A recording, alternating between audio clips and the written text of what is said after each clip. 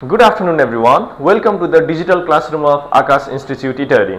आज हामी the set theory भन्ने च्याप्टर अन्तर्गतको सब टपिक द सबसेट भन्ने सब टपिकमा केन्द्रित रहेर यो टपिक सँगै इन्टररिलेट भएर आउने केही महत्त्वपूर्ण प्रश्नहरू साथै केही सर्टकट फर्मुलाजहरुको बारेमा डिस्कसन गर्ने छौं र यो टपिक चाहिँ तपाईहरुलाई एसईई पछाडीको साइन्सको इन्ट्रान्स एक्जामिनेसन एडभान्स म्यानेजमेन्ट को इन्ट्रान्स एक्जामिनेसन साथै सीटीबीटी को डिप्लोमा लेभलको कोर्सहरुको इन्ट्रान्स एक्जामिनेसनको पोइन्ट अफ भ्यूबाट अति नै इम्पोर्टेन्ट टपिक हो। द सेट भन्ने बित्तिकै हामी सबैलाई थाहा छ collection of well defined object भनेर, त्यस्तै सबसेटलाई बुझ्नको लागि एउटा वर्ड तपाईहरुलाई काफी हुन्छ, द डेराइभ्ड सेट। सबसेट भन्ने बित्तिकै के रहेछ? Derived set. कुनै पनि एउटा मेन सेट छ, त्यो मेन सेटको एलिमेन्ट्सहरु युज गरेर एउटा नयाँ सेट फर्म गरिन्छ भने त्यो फर्म भएको नयाँ सेटलाई चाहिँ हामी सिम्पली के भन्छौं? सबसेट भन्छौं। अब तपाईहरुको इन्ट्रान्स एक्जामिनेसनमा चाहिँ सबसेटको डेफिनेसन अथवा सेटको डेफिनेसन सोधिँदैन, तर कुनै पनि एउटा सेट दिएर त्यो सेटबाट फर्म हुन सक्ने पोसिबल नम्बर अफ सबसेट्सहरु चाहिँ कति हुन सक्छन् भनेर सोधिएको पाइन्छ। So let's start. सो तपाईहरुलाई एउटा प्रश्न यो तरिकाले सोध्न सकिन्छ, find the total number of possible subsets from set ए। एउटा सेट ए गिभन छ जसको एलिमेन्ट्स चाहिँ पीईएन तीनवटा एलिमेन्ट छ। अब यो सेटबाट फर्म हुन सक्ने total number of possible subset कति हुन्छ त? सो यसको लागि चाहिँ हामीसँग एउटा सर्टकट फर्मुला छ, the total number of possible subset is equal to 2 to the power n, where n means the cardinal number of given set. Cardinal number भनेको कुनै पनि सेटले कन्टेन गरेको एलिमेन्टहरुको नम्बर हो।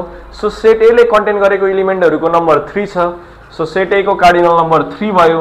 अनि यो सेटबाट फर्म हुन सक्ने टोटल नम्बर अफ सबसेट चाहिँ कति हुँदो रहेछ? 8 हुँदो रहेछ। अब तपाईहरुलाई यही प्रश्नलाई चाहिँ find the total number of possible improper subset भन्नु भने पनि त्यसको लागि पनि फर्मुला चाहिँ यही हो, र find the total number of possible subset भन्यो भने त्यसको लागि पनि फर्मुला चाहिँ 2 to the power n नै हुन्छ। So with this formula you can reach to the answer within seconds. त्यस्तै गरेर अर्को एउटा प्रश्न तपाईहरुलाई सोध्न सक्छ, find the total number of possible proper subsets from set B. अब यो केसमा चाहिँ कस्तो फर्मुला युज गर्ने त भने, the total number of possible proper subset is equal to चाहिँ हाम्रो फर्मुला के हुन्छ?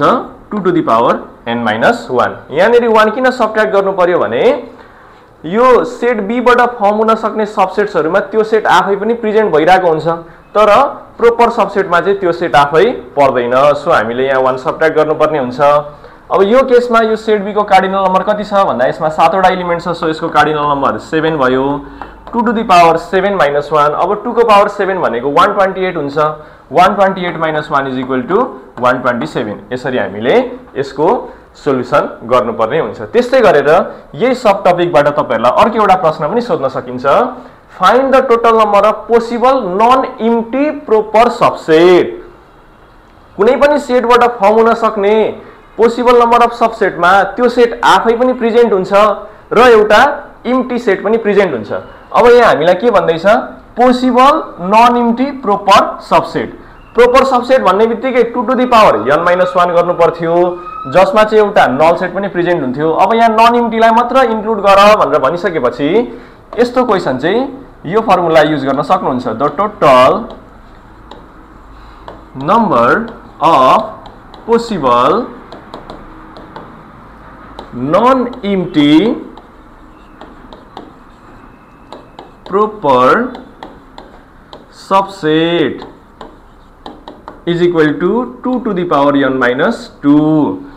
एउटा सेट त्यो सेट आफै प्रोपर भइसकिसकेपछि त्यो सेट आफैलाई हटाउनु पर्यो, एउटा त्यहाँबाट सबट्र्याक्ट भयो, र नन इम्प्टी भनेपछि एउटा नल सेटलाई पनि हामीले सबट्र्याक्ट गर्नुपर्ने भएर यहाँनेरि हामीले 2 लेख्नुपर्ने हुन्छ। अब 2 to the power n भनेपछि 2 को पावर 5 minus 2, यो भनेको 32 minus 2 इज इक्वल टु कति हुन्छ? 30। यसरी हाम्रो करेक्ट अप्सन चाहिँ कुन भयो भने अप्सन नम्बर ए भयो। सो सबसेटसँग इन्टररिलेट भएर आउने अथवा सबसेटबाट सोधिने प्रश्नहरुलाई चाहिँ हामीले यो सर्टकट फर्मुलाजहरुको युज गरेर सल्भ गर्न सक्छौं। So for more tricks and shortcut formulas like this, you can join Akash Institute Italy. Thank you.